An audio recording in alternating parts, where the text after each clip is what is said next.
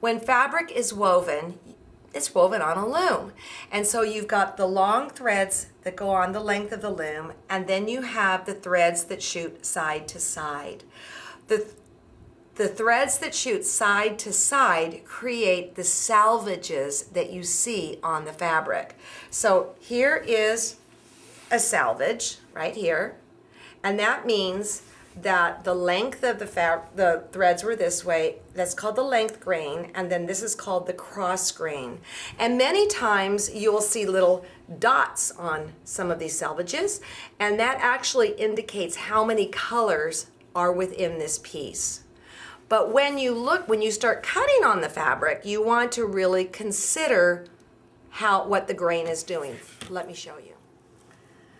Okay, so here is this piece of fabric. You can see here, that's the salvage.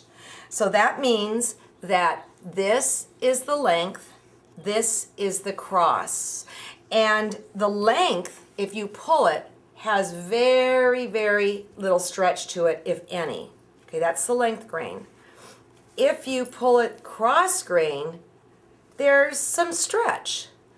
But also, in quilt making, they warn you of the bias. The bias goes this way against the cross grain, or the length grain and the cross grain. Let me cut this for you. The bias has tremendous stretch to it. Whenever you're piecing triangles and things like that, you never, ever, ever want the bias on the outside edge.